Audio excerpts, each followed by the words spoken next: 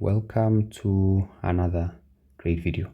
So in this particular video we are focusing on electric circuits. So this example is basically from a past paper problem. Okay, so let's check this circuit out. We're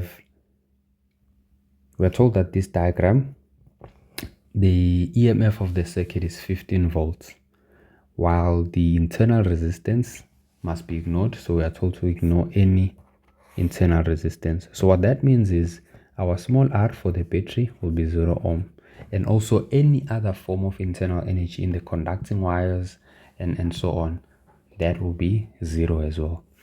All right, internal resistance, not internal energy, sorry. So any other internal resistance in the wires and so on will be 0 ohms. So since we are told that the EMF is 15 volts, this is what V1 will be reading. V1 will be reading 15 volts. Okay, so if V1 is reading 15 volts, check that it's reading across or between the terminals of the battery. So this is the total voltage that will be supplied to the circuit, right? So since now internal resistance is absent, this 15 volts will be supplied as it is to the circuit. But if there was some internal resistance, this 15 volts would be reduced because some of it will be lost while trying to overcome the battery's own internal resistance. So you might find that instead of the total voltage supply of the circuit being 15 volts, it was instead going to be something less. Could be anything less than 15, of course. So depending on how high the internal resistance of the battery is. Okay, so that's what we know. Now let's trace our current. Remember, what I always say is you look at the long line, the longer line between all these lines in the cell. So current will exit from that side. So obviously I call it a longer line so that you don't forget, but it's actually called the positive terminal of the battery. Okay, but I just call it a longer line so that you'll always remember. See the long line, that current will be exiting that side, going to the left in this case. Then it goes like this. Now as things stand, there won't be any current flowing in this circuit because this switch is open, right? So current won't be able to complete the loop. So as a result, there won't be any current flowing. But let's assume, let's make our own hypothetical situation where now this S1 switch is closed. Okay, let's also close this one for now and just conceptualize what it would mean for our circuit. Okay, so it would mean that current exits here, and then the ammeter will immediately read the total current of the circuit. This means that the 5 ohm resistor will receive the total current of the circuit as well, right? And since this 5 ohm resistor happens to be connected in series with our 15 ohm resistor, the 15 ohm resistor will receive the very same current that were received by the 5 ohm resistor. Why? Because resistors in series, they tend to keep current the same. So current divides only in parallel combinations, but current stays the same for a series combination. So current here will be the same. So the 15 and 5 ohm resistor will both receive the total current. So then the current continues, keeps flowing that side. Then it gets here.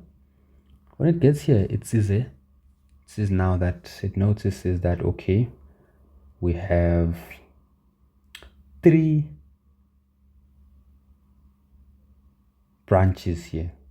There's the R, there's V2, then there's the 10 ohm branch. Okay, so this is branch 1. Let me call this branch 1, this branch 2, and that one branch 3.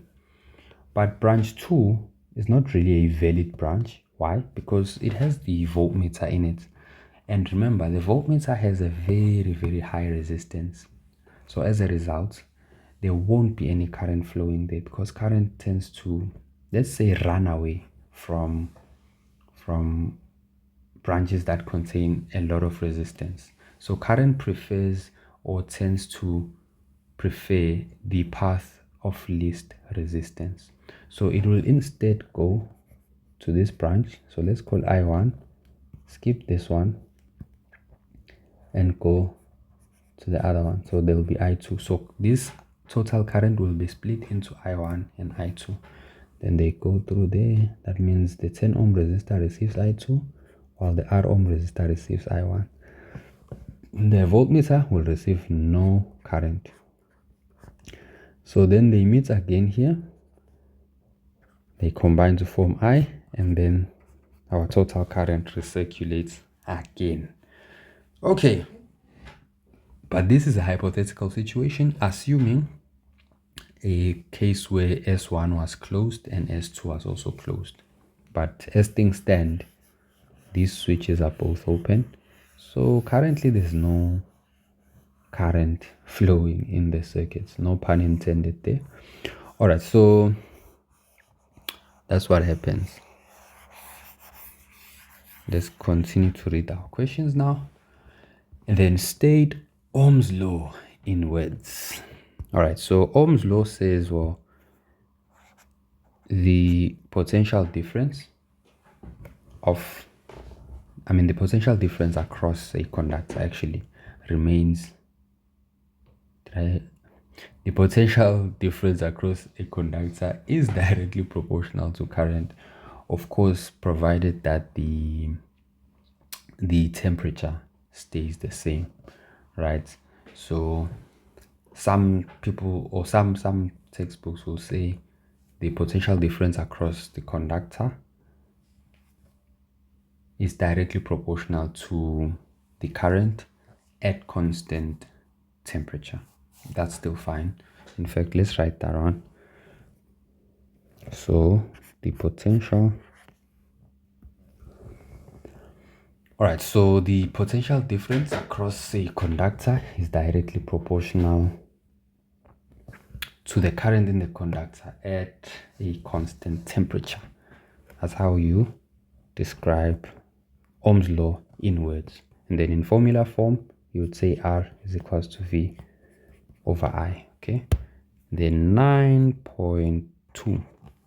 Identify the resistor that is not an ohmic resistor. Okay. So which resistor here is not an ohmic resistor? First of all, what is an ohmic resistor? So remember, we said an ohmic resistor is one that respects Ohm's law. But what we normally focus on is it respects Ohm's law in a sense that the temperature of the resistor does not increase drastically when we pass current through it, okay, or that conductor, right? It does not increase the temperature drastically when we pass current through it. Because remember, once the temperature increases drastically, it affects the relationship between the current and the voltage, right? So because for an ohmic resistor, the current versus voltage curve is like this, right? Where in my x-axis I would have maybe my voltage in volts, and then in my x-axis, y-axis, I will have my current in amps. Okay, so that's an ohmic conductor. But now a non-ohmic one, the curve is not so linear. You have something like this. Okay, so that's a non-ohmic conductor. This is the difference. This one would be ohmic and this would be non-ohmic.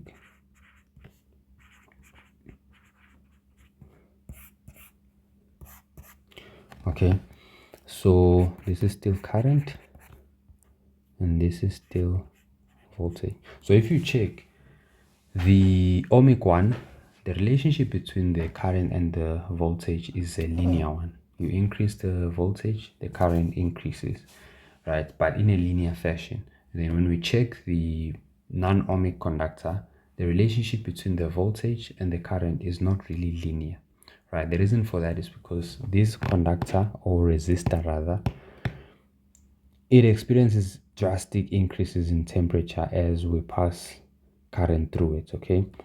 So thereby it affects the relationship between the voltage and the current. So the only plausible option here would be the light bulb, this one.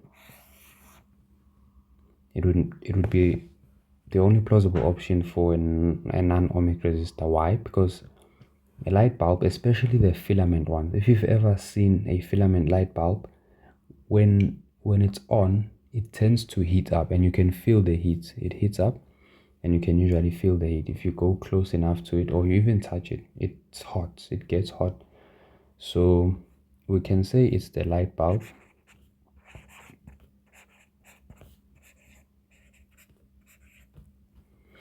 All right, that's our non-ohmic resistor. So that's our answer to 9.2.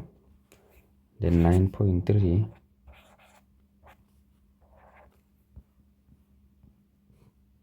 Give a reason for the answer in question 9.2. Okay.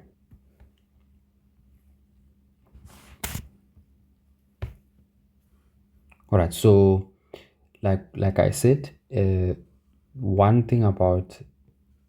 key thing about non-ohmic conductors is that they heat up. So that ends up messing up or disturbing the linear relationship between current and voltage.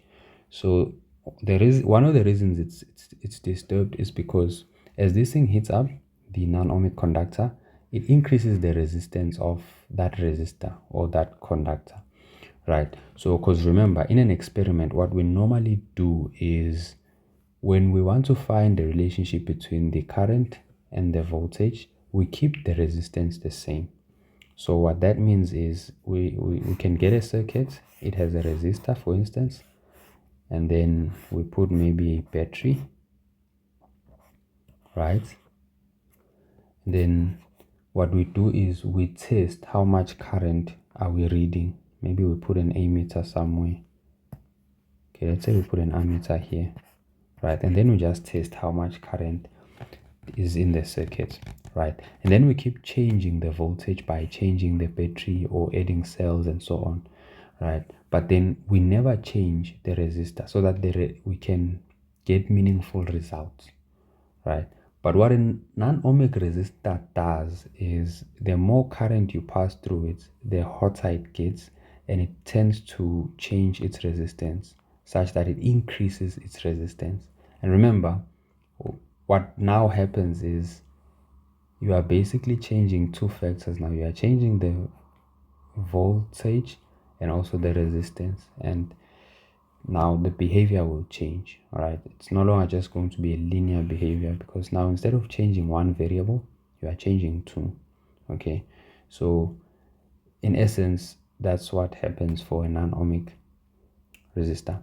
So the same thing will happen here. This light bulb will heat up as the current is flowing through it, and as a result, its resistance will increase over time. All right, so the temperature of the bulb will increase as current flows through it. Thus, the resistance will also increase after some time or over some prolonged period of time, something like that, right? So this is how you would answer a question like this one, right? You basically answering under the fundamental idea of what an ohmic conductor is, right? In line with that idea, right? So that's how you would tackle this question. And then let's go to 9.4. Okay, with only switch S1 closed. Okay, now we are closing switch S1. So once we close switch S1, current will start flowing now, but switch S2 is still open. So what that will do is there won't be current flowing through this R ohm resistor. So let's just check what will happen. You will get your current will flow here. That's our I here. You will still get I, yes, total current flows, it passes this junction, it passes this one because there's only the voltmeter there, flows there, still I. All right, so it means the 5, the 15 and the 10 ohm resistor will all receive the total current, provided that switch S2 stays open. We don't close it. Okay, because this is simply a series circuit, all of it. Okay, now let's continue then. Now calculate the total resistance of the circuit. Like I said, it's a series circuit. So in a series circuit, if you remember, we just add all the resistors or the resistances.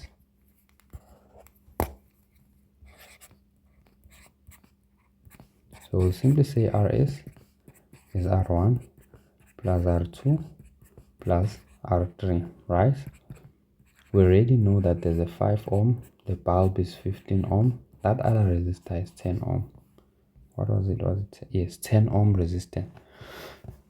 And then there's a 15 ohm resistor, then the 5 ohm. So this should give us 20 to 30. That is our total resistance of the circuit. Okay. All right. So 9.4.2, the reading on the ammeter. Where's our ammeter? Oh, so they want us now to find our total current. All right. So we know our total voltage is 15 volts. So we can find our total current. We can say R is equals to V over I. Okay. Our total resistance is 30. Our total voltage is 15. And we're looking for the current.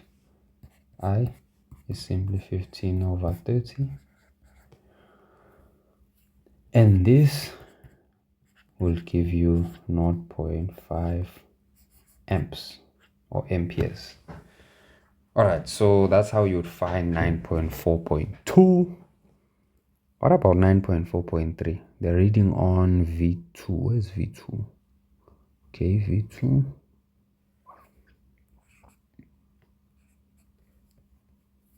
Remember, it's good practice to pause the video and check how you would approach a question and then just play again, just to test your knowledge as well. All right, so for the 10 ohm resistor, V2 will be reading, remember, for the 10 ohm resistor. And if S2 was open, V2 will be reading for both the R and the 10 ohm resistor. Okay, so let's see what happens now.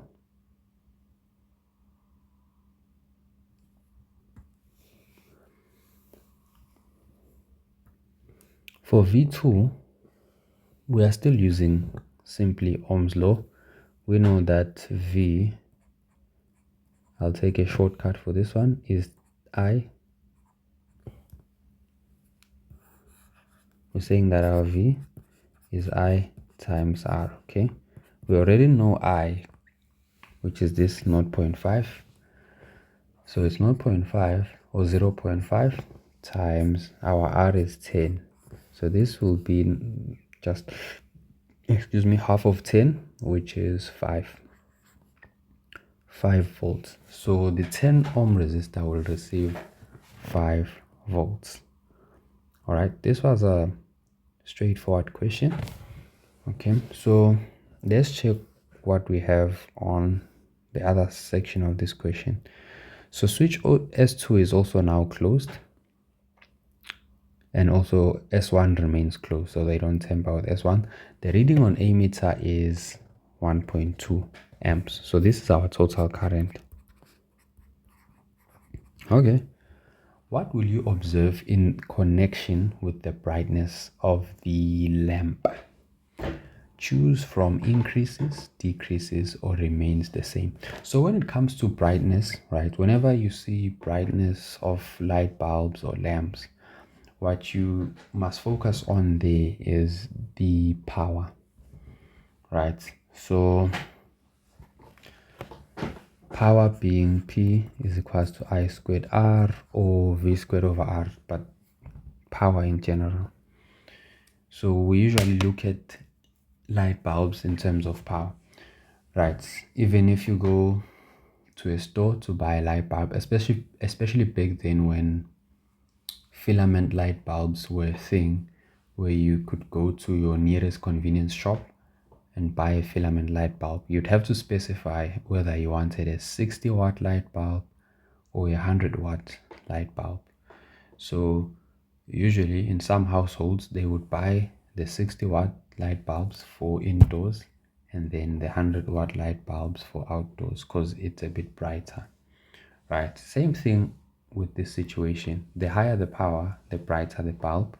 The lower the power, or power rating actually, the lower the brightness of the light bulb, at least relatively lower. Right, so now I specifically chose this formula for power because we are told the current, right? So I know I can sort of relate it to this. If I substitute, let's go back here. We are told that this will read 1.2 amps, right? But this is after we close S2, which makes sense because closing S2 would create a parallel connection and this resistance will drop. So you might find that our total resistance has dropped. Actually, it should drop, right? Because that increase in current from 0.5 to 1.2 amps signals or is hinting to us that the resistance of the circuit has dropped. Remember, resistance is voltage over current, right? So current becomes voltage over resistance. So if we drop resistance, current will increase because they are inversely proportional. Okay, so we are very sure that resistance must have dropped when they closed switch S2. That's why our current has increased. All right, so let's go back to our question. What was it? All right, so our new current is higher than the previous one. So power will be higher. Agree? Because remember, 0.5 was our previous one. Our current one, our new current is 1.2. So 1.2 is higher than 0.5. For the same resistance, the power will be higher for our new current. So what we will observe in the brightness of the lamp is that the brightness will increase because now there's more power there.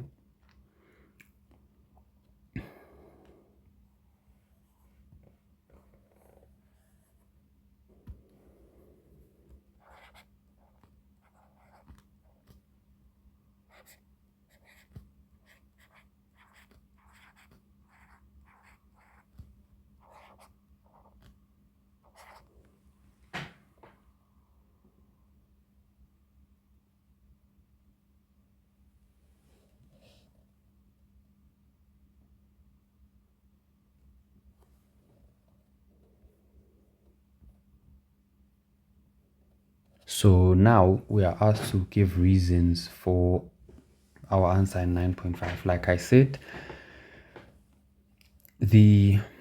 since current has, so opening switch 1, let's see. Oh, we already given our current value. Okay, so opening switch 1 led to a decrease in the total resistance, which led to an increase in the total current of the circuit, right?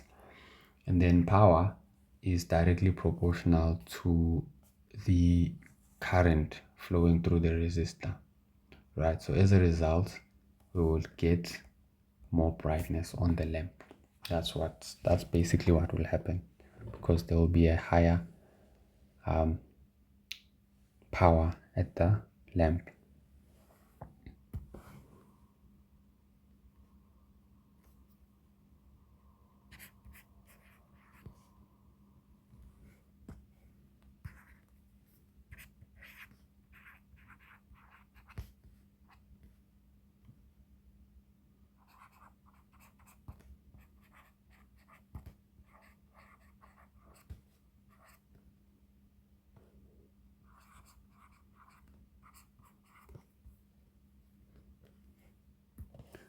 So power will increase due to the increase in the current, as it is directly proportional to the current.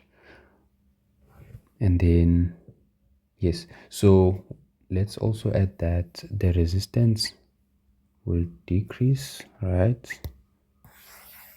I forgot to put that here. The total resistance of the circuit decreases.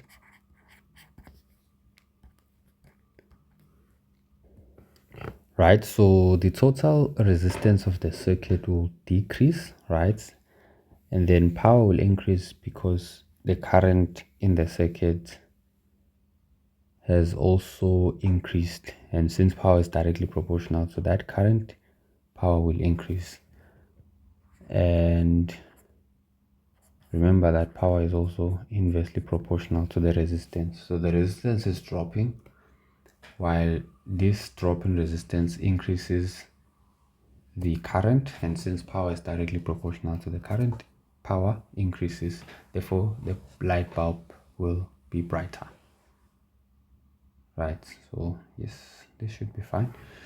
All right, so 9.7.1, the reading on V2. Where's our V2? Okay, our things are a mess now. Let's clean up a bit. All right, let's deal with information that we have. We have 15 volts here. We have 1.2 amps here. Where's our V2? All right, V2 is there. Okay, so we are required to find the voltage V2. All right, so now since S2 is closed,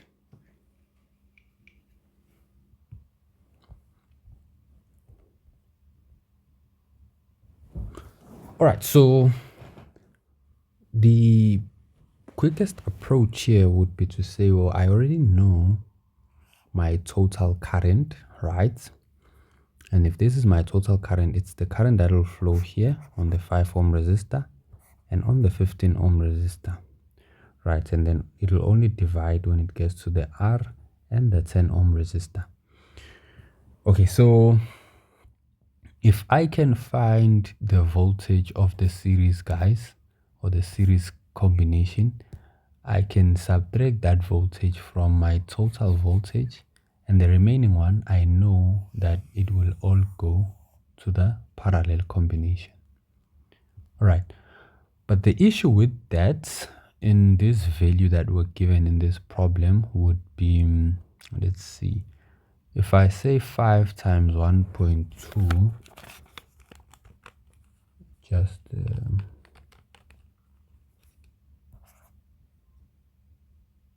that's 6 volts.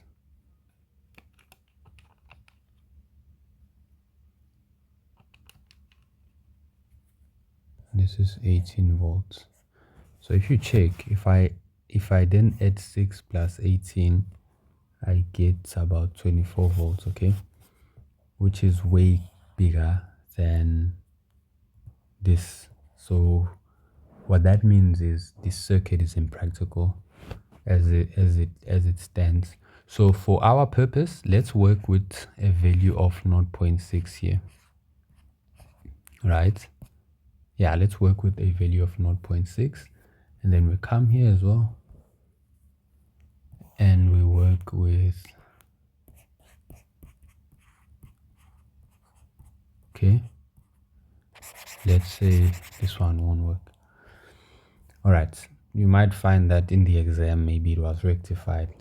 These things happen, and this is an exemplar paper as well. So now in that case, if we work with half of what we're given, it might just, this would be 5 times, because I'm saying 5 V I times R, right? So this would give us 3 volts here, and then here it would give us 15 times, we would get 9 volts here.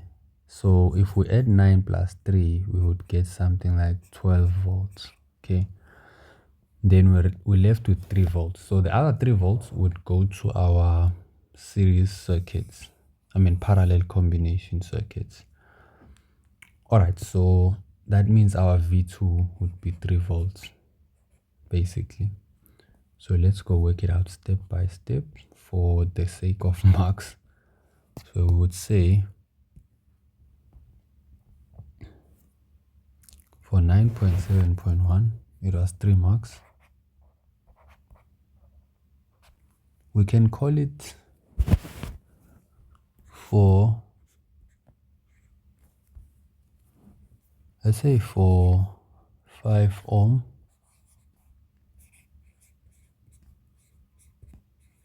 right?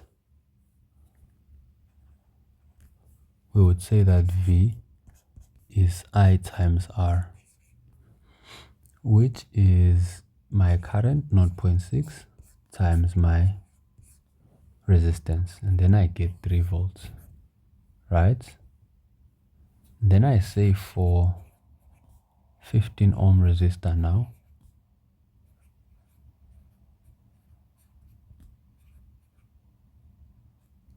V is also I times R, 0.6 times 15 this time, and then I get 9 volts, right? So what would then happen is V2 would be my total voltage minus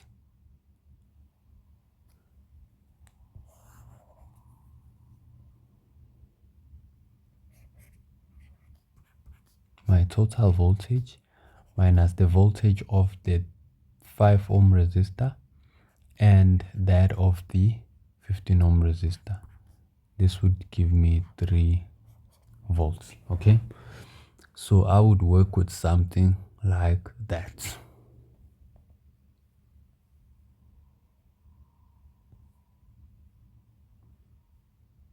And then for resistor R, which is our next question, 9.7.2, find the value of R. Okay, let's check it out. We know the voltage at R. So if you remember, these 3 volts that we just attained now will be for both R and the 10 ohm resistor. Right, so what we can do here is, if you think about it, we can say, well, RP, right? We can find RP, but find an expression instead. So since these 2 resistors are connected in parallel, I can use R1, R2 over R1 plus R2.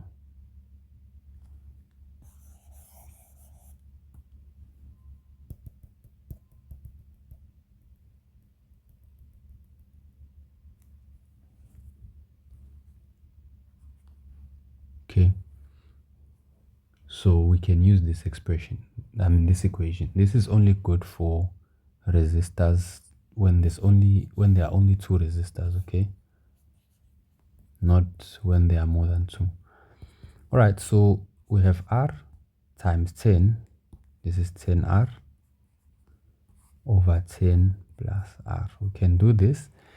And then what we can do is, we know that if we do this, this means we have combined these 2 resistors into one big resistor, right? Something like this. 10R over R plus 10.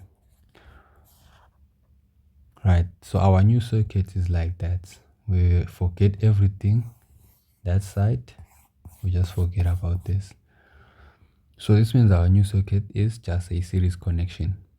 So it means here I will also receive 0.6 amps for my big resistor, which is 10R over R plus 10. Okay, so that's usually what happens whenever we find the equivalent resistance of either a series connection or a parallel connection. What we are essentially doing is we are combining all the resistors into one resistor.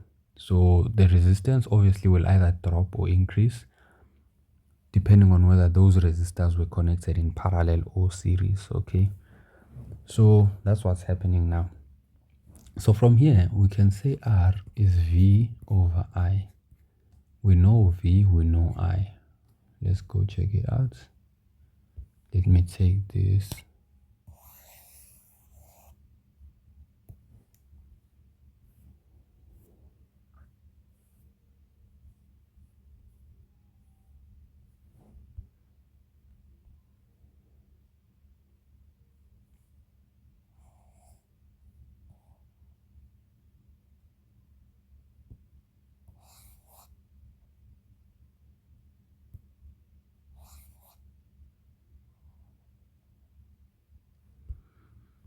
Okay, so now we can say R is V over I. Okay, so this would be 10. Now we're substituting. Our R, we know that it's 10 R over 10 plus R. Then our V over I is, of course, this would be something like this.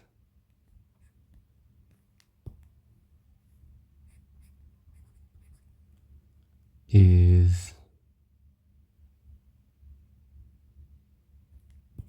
no, we are fine. V is 3, I is 0.6. So I get 10R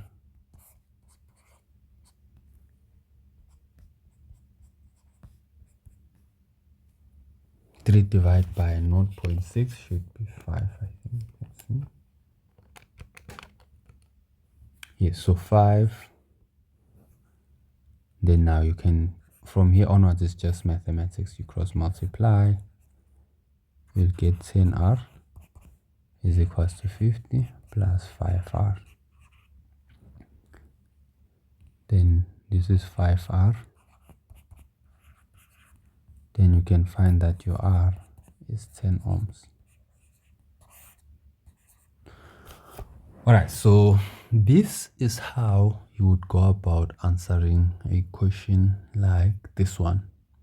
Alright, so first things first here, what we did is we understood that even though when current gets here to the parallel connection here, it splits into I1 and I2. But if I were to combine these two resistors into one big resistor, which is what we usually do when we calculate RP, we are saying we are combining all those resistors into one resistor. What I would essentially be doing to the currents as well is I'm combining them to one current. And if I combine I1 and I2, I will get the total current, which is I. Why will I get the total current? Because I only divides into these two branches, nothing more, right? And when it gets here, it combines again to form my total current. So if I just combine the branches, I'm essentially combining I1 plus I2. So that's why I knew that my big resistor will also receive 0.6 amps. All right. So that's what will happen.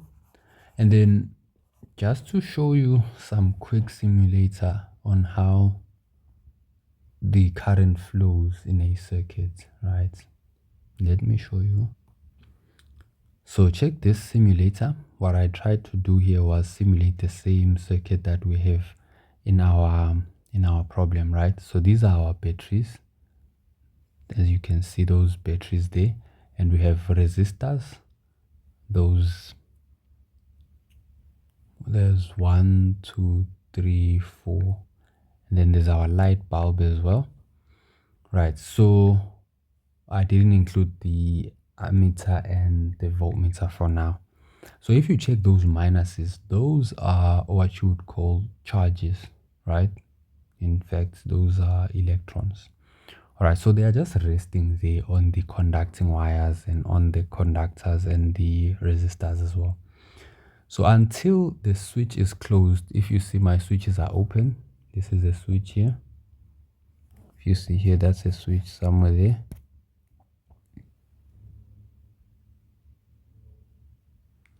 So that's a switch there. Right, so until I close that switch, current won't flow. Right, let's say I only close this switch.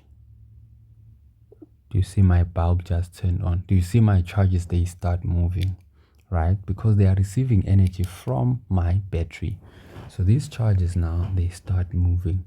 And when they get to the junction, as you can see, right, the current is dividing. Remember, current is just the flow of charges. It's actually the rate at which charges are flowing.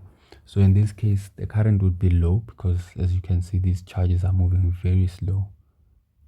Very, very slow. So the rate of flow of this charge is low. So if you see my switch here for this resistor or for this branch is still open. So there's no, the charges are not flowing there.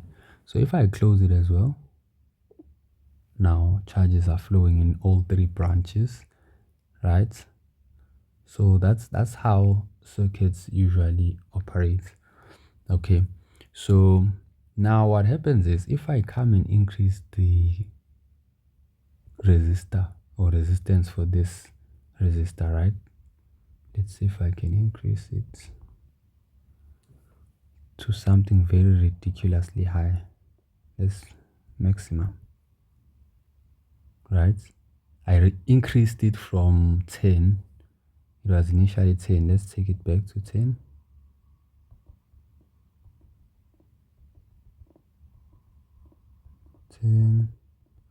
I wish I could type. It's not typing. I need to use the knobs. Okay, 10 ohms, right? When it's at 10 ohms values, so all my resistors are at 10 ohms, including my light bulb. Okay, so current is flowing through all of them. Now let's say I increase this, the resistance of that one to something very high. The highest this thing can do is 120 for now. Do you see that current stops flowing there? Those charges, because current hates too much resistance. Okay, that's why current didn't flow in our, if you remember our, when I said current won't flow in this branch, because it doesn't flow through a voltmeter. The reason it doesn't flow through a voltmeter is because a voltmeter has an extremely high resistance. Okay, so that's why it won't flow there. So if you check our simulator there, the charges are not moving. Current is not flowing through that resistor that has the highest resistance. So let's change to arrows so you can see what I've been trying to draw whenever I'm annotating. Let's say, so you see my current, it's moving from left to right when I'm looking at the batteries. So it's moving from the positive terminal. Let's say I change that to lines. I think I have lines there. See, it's exiting from the longer line, which is what I usually say. But that's just the positive terminal of the battery there, that longer line there. Okay, I just changed my circuit now. But I didn't really change it. I just moved it a bit. Okay.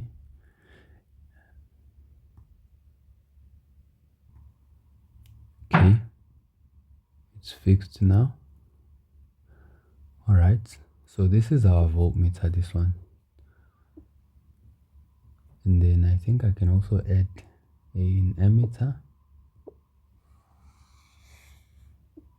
Right, if I wanted to measure our current there, see 0.29 amps. The very, very small current. It's very, very small because the resistance is too high. And then I measure it on this one. It's 0.29 amps. So if you notice, the current is dividing equally because these resistors, the 10 ohm resistors, they are both 10 ohm. so they are identical. Okay, I think it should be something 0.6 here, because this one receives the total current, this resistor. That's why we're seeing the current there is 0.6 amps. Okay, so it's receiving the total current, and then but the other two 10 ohm resistors, they have to divide this 0.6 between them. So that's why this one receives something like 0.29, and this one receives also something like 0.29. So that's how circuits work. And then if I choose to maybe increase my battery's voltage, or the battery's energy,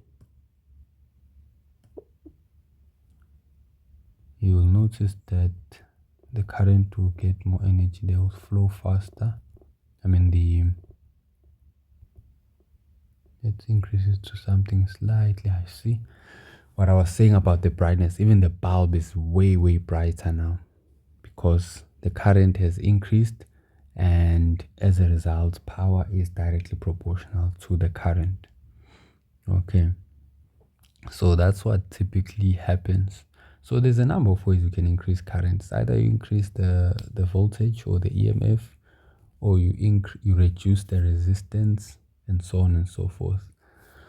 Right, so yes, that's one thing I wanted you to keep in mind. See, current is flowing very nicely. When it gets to the junction, it divides, and then it adds up again when it gets there. All right, so in there. But if I open my switch, no current flows. I close my switch. Oops, I disturbed my circuit. Now it looks cute. I close my switch. Current is suddenly flowing. Okay, and my bulb is brighter. All right, so there's a lot you can do. You can go check out this simulator if you want. You can build your own circuits and interact with it. It'll help you conceptualize the topics. You can find it on that link, phet.colorado.edu. Okay, all right, that's it for this video, and I'll catch you on our next video. Cheers.